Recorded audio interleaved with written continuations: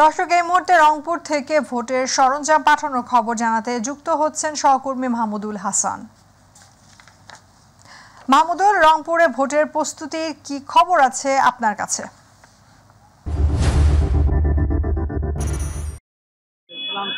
জি ধন্যবাদ ইয়াসমিন। আপনি যেমনটা বলছিলেন যে আপনি জানেন যে ৬ষ্ঠ উপজেলা পরিষদ নির্বাচনের যে দ্বিতীয় ধাপের ভোট গ্রহণ সেটি কিন্তু আগামীকাল সকাল ৮টা থেকেই শুরু হবে। সেই ধারাবাহিকতায় কিন্তু রংপুরের যে দুটি উপজেলা পরিষদ নির্বাচন হবে, রংপুরের মিঠাপুকুর এবং পীরগঞ্জ উপজেলা পরিষদ, সেই সকাল থেকেই কিন্তু আমরা দেখেছি যে উপজেলা যে রিটার্নিং কর্মকর্তার কার্যালয় থেকে কিন্তু যে নির্বাচনী সরঞ্জামাদি সেটি কিন্তু প্রত্যেকটি কেন্দ্রে প্রিজাইডিংদের হাতে বুঝে দেওয়া হচ্ছে। তারা কিন্তু সেটি বুঝে নিয়ে কেন্দ্রে কেন্দ্রে দায়িত্বরত আনসার এবং পুলিশ সদস্যরা তারা কিন্তু কেন্দ্রে কেন্দ্রে নিয়ে যাচ্ছেন একে একে। তবে আপনাকে জানিয়ে রাখি যে এই রংপুরের যে দুটি উপজেলা পরিষদ নির্বাচন দ্বিতীয় ধাপে সেটি কিন্তু সুষ্ঠু সুন্দর করতে কিন্তু ইতিমধ্যে সব ধরনের ব্যবস্থা গ্রহণ করেছে জেলা রিটার্নিং কর্মকর্তা, তিনি কিন্তু তেমনটাই জানিয়েছেন। তবে আরেকটি কথা জানিয়ে রাখি যে আমি এই মুহূর্তে রয়েছি রংপুরের পীরগঞ্জ উপজেলা যে পরিষদ অডিটোরিয়াম হলরুমে, সেখান থেকে কিন্তু যে প্রিজাইডিংদের হাতে যে নির্বাচনী সরঞ্জামাদি সেগুলো কিন্তু তুলে দেওয়া হচ্ছে এবং একে একে সেগুলো কিন্তু বিভিন্ন যানবাহনে করে কেন্দ্রে কেন্দ্রে পৌঁছে যাচ্ছেন। তবে